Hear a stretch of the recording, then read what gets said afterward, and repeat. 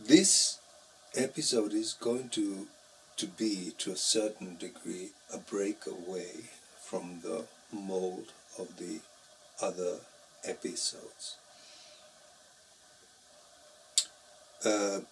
Because what I'm going through, or what I'm going to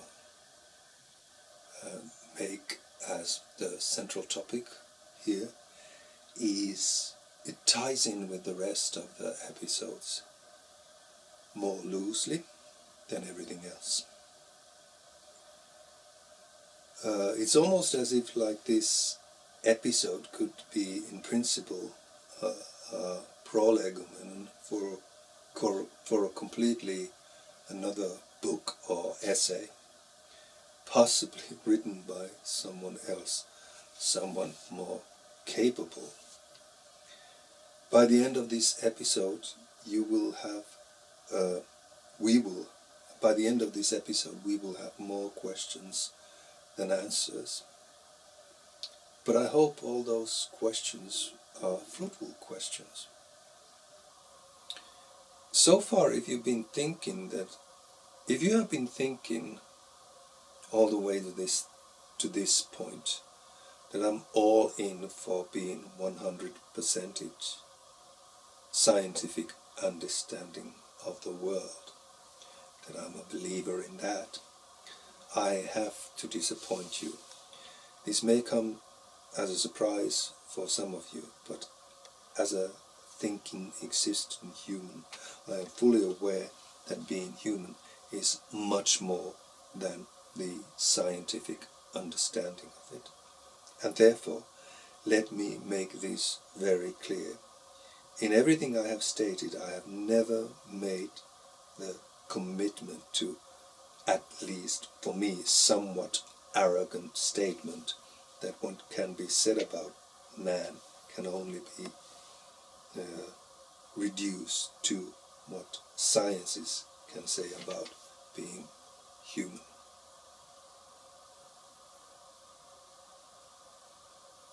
And in a way, if you have paid attention this far,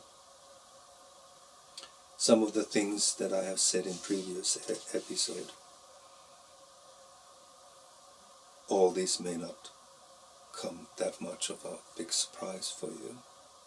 For instance, when I was talking about the process of creating a singular policy statement within the party platform of this party of science-based policies, I insisted that listening to other voices is important, and they should also have their say. And I was talking about party members, party voters, ethical experts, and even referring to legal experts. All should be allowed to make their opinions known.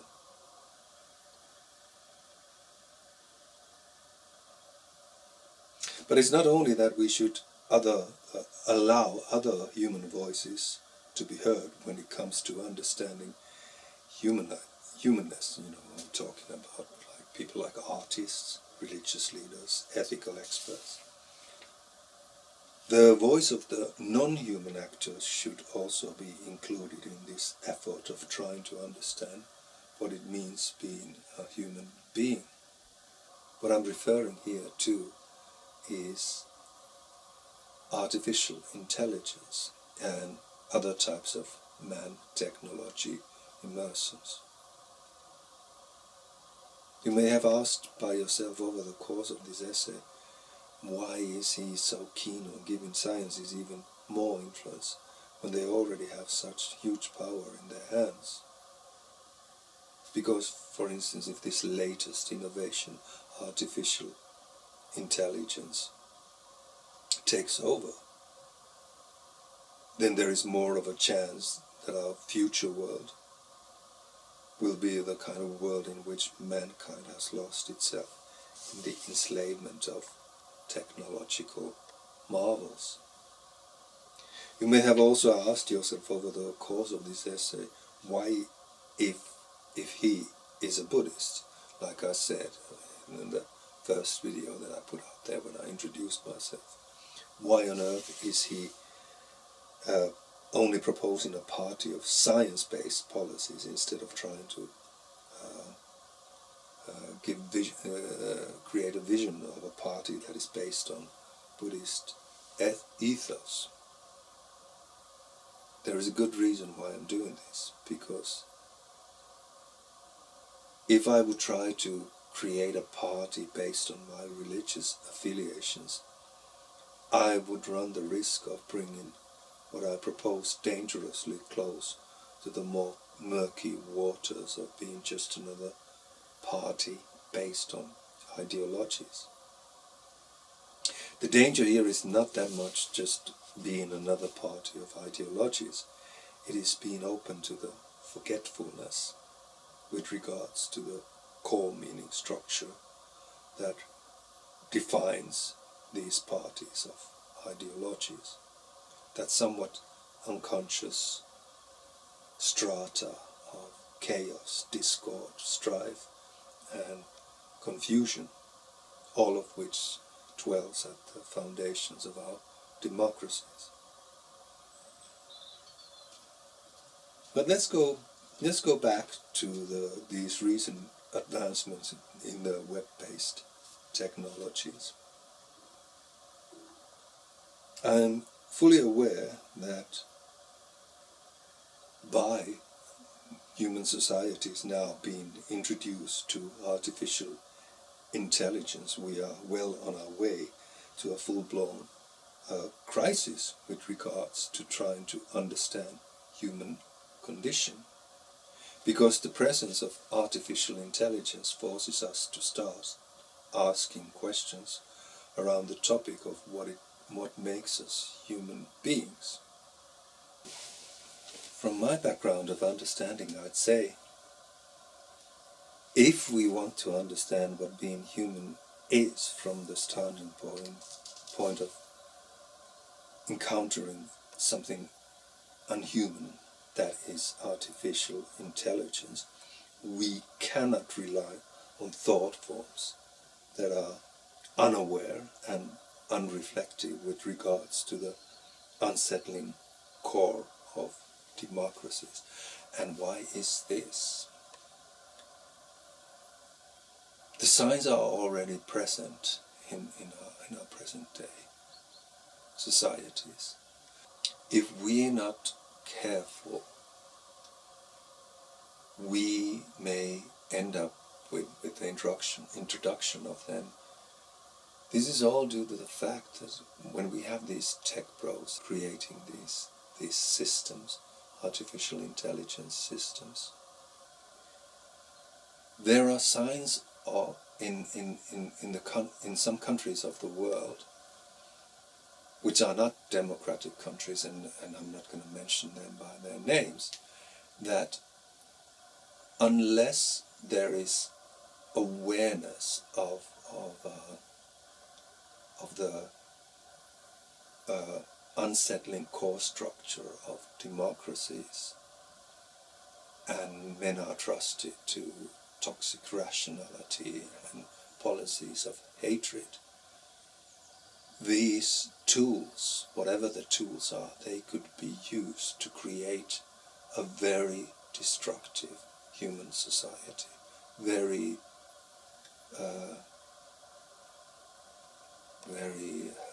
hellish form of human society. Sort of a hive mind in which people are reduced to singular entrances in the framework of control. I think the key concept here is an idea of expanding the idea that is already present in some countries today, which is called social credit, in which each and every individual is constantly monitored. Not just by, keeping an eye on how good citizens they are, but also keeping an eye on what they buy, what they sell, blah, blah, blah. The list goes on and on and on and on. So that's why I'm totally distrustful of the present day policies to be able to resist this tendency the way that it should be resisted. It's not the technologies in themselves, but if they are used in an unreflective way. I don't see politicians being strong enough to resist the pull of combining what the technologies can give us with authoritarian, fascist or communist madness. So if we cannot do this, we cannot continue on this path with being completely unreflective of this potential development. What can we do then? What is the other option? The first option, of course, is relying on the starting points of science-based policies. But aside of this one, there is another secular starting point. And this is to start the inquiry around the question, what is the essence of tools?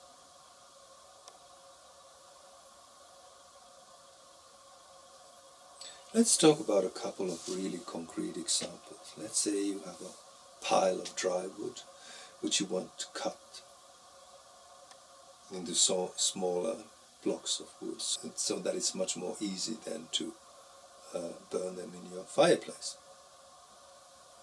But you know you cannot cut the wood with your bare hands. In the battle of bone density versus hardness of dry wood, the bone loses or breaks. So you use an axe as a tool, because the hand does not have the capacity to cut through dry wood.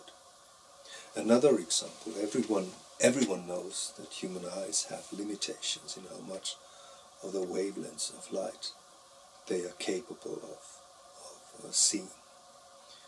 These eyes are also limited in how deep into details they can pierce when they survey a certain visual sensory field.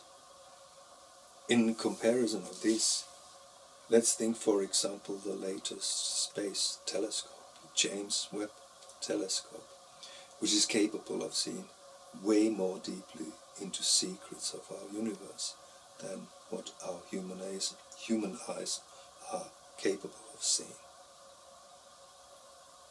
So here again we have a tool which at this time expands our ability to see. In the same way, artificial intelligence is the extension of our mind's capability to learn. Now, if this sounds a bit baffling, let me clarify this from the standing point of Buddhist philosophy. Buddhists have a very detailed philosophical commentaries, treatises regarding understanding of our senses. For Buddhist philosophy, we do not only have our ears and our hearing, we also have what Buddhists call ear consciousness. All the senses have a consciousness that corresponds to their actions. What is remarkable in the Buddhist literature is that when it comes to the consciousness attached to different senses, they also see mind as a type of consciousness. They call it mind consciousness. If I remember correctly, it has 3 or 4 different capabilities attached to this mind consciousness. One of them is being able to work in an environment with some kind of working memory. And this, of course, requires learning. So this is the basis for me saying that artificial intelligence is an extension of our ability. So when you have an axe, axe is an extension of the power of human body, in that sense that what human hand or human body cannot do, axe can do. James Webb Telescope is an extension of our ability to see, and in the same way artificial intelligence is an extension of our ability to learn. So how does this fact of artificial intelligence being the extension of our ability to learn actually happen in real time?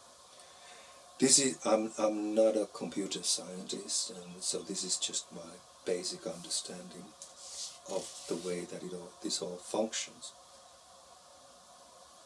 If I have understood correctly, artificial intelligence does this by creating data processing in its system, which can learn by synthesizing different strains of data.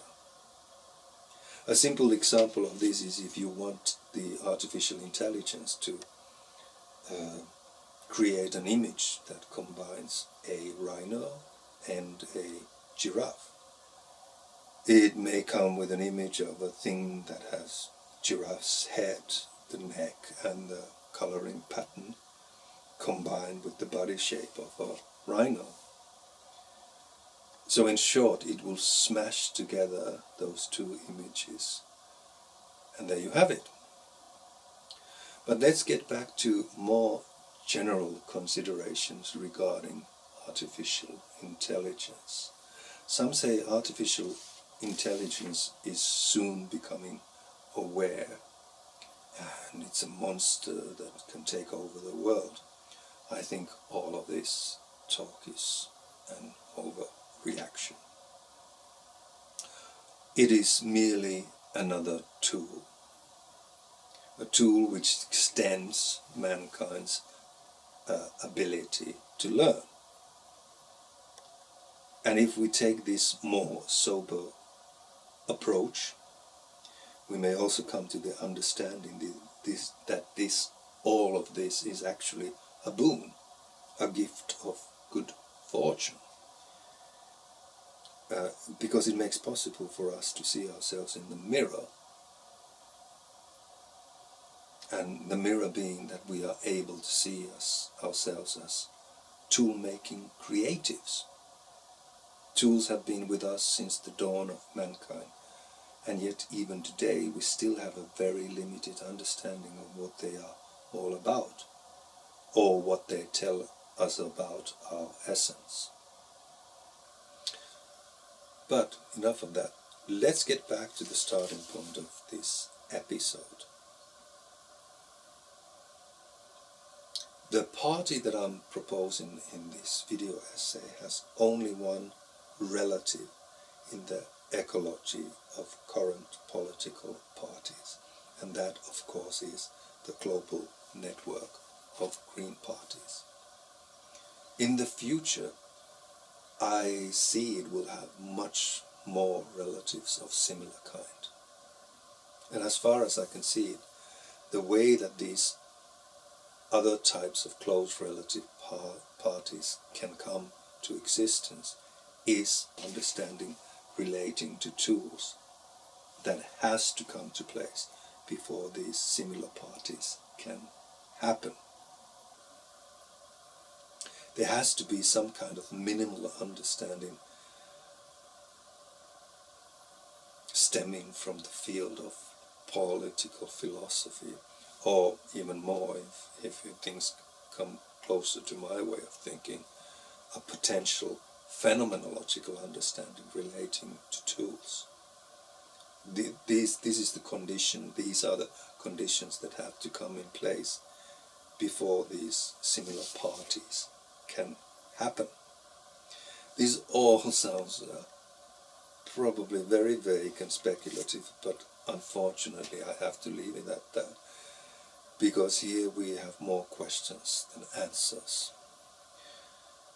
And while I do have a sense of what might be needed, I still feel it in me that I do not personally understand the full width of what needs to be understood. It's not opening itself to me so that I could understand completely what needs to come into place. So here I am, forced to speculate and try to give some things that I think that are worthwhile clues. Just remember, we are all our tools, but we are also more than our tools. After all, we created them. I actually think it's appropriate in these final minutes of this episode to dwell a little bit more on the issue of what it means to create, or what it means to be creative. I would say that to define ability to create as solely capability to synthesize data is very poor and limited understanding of mankind's creativity. There's much more to the process of human creativity than that. Creativity that truly benefits mankind is much more than just smashing two or more ideas together, like smashing together the images of rhino and a giraffe, or whatever the other example was. I am not saying that mankind is not capable of creating on this basic level. Most of our known mythological creatures are examples of these: unicorns, centaurs, etc. So we do have a common ground with what artificial intelligence is capable of doing.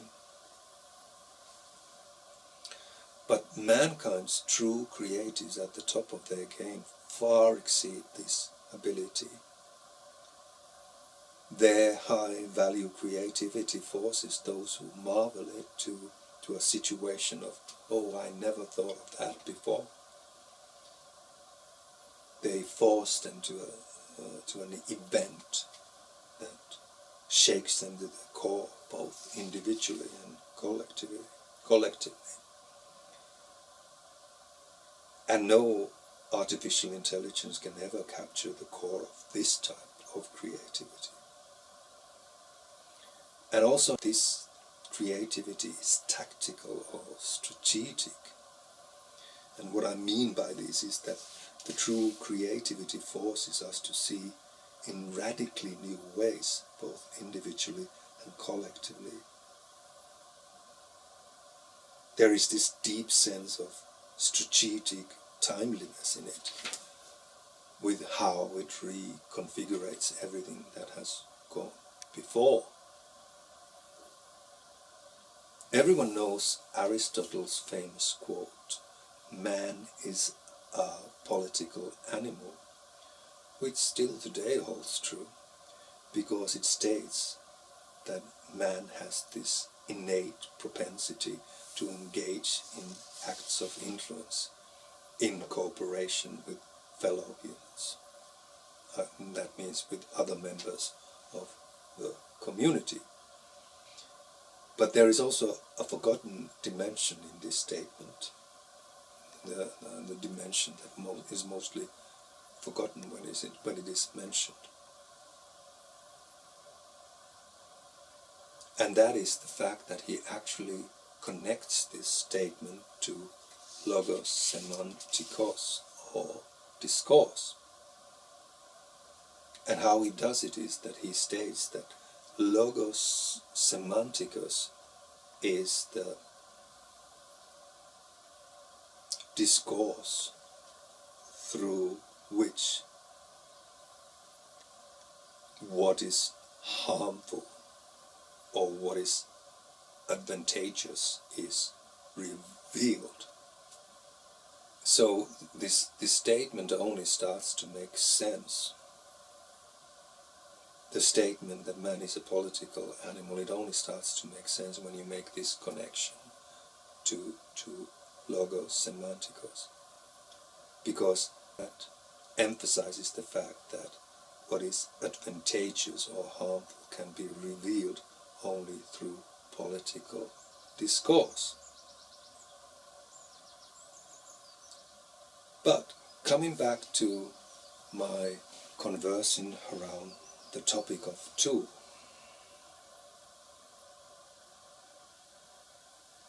the above also means that the political discourse is a tool, because this tool of political discourse makes it possible for the advantageous or harmful to be revealed.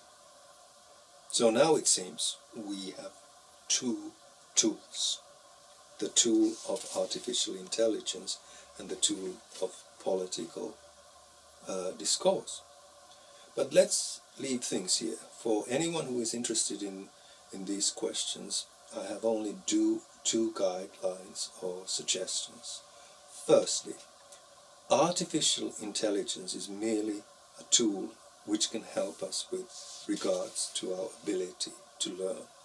It can never take the place of political discourse, because this is high culture. Political discourse requires highly evolved strategic thinking, which artificial intelligence can never do, because it is never capable of embodying itself socially, culturally, or historically.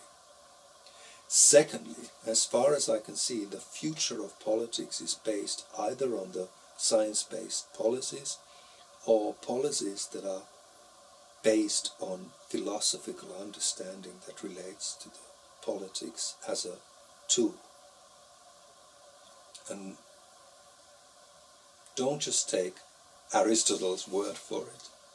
Who knows what mankind will find out about the true purpose of politics as a tool. Maybe it's not all just the simple opposition of avoiding the harmful and aiming for the advantageous. Maybe the full truth about this is more messy. After all, in most cases, you cannot come to the advantageous without suffering first at least some harm or discomfort. And once again, it would be wonderful if you would press like and or subscribe button, because both actions help me to continue making these videos also in the future. Wherever you are in the world, have a most wonderful day.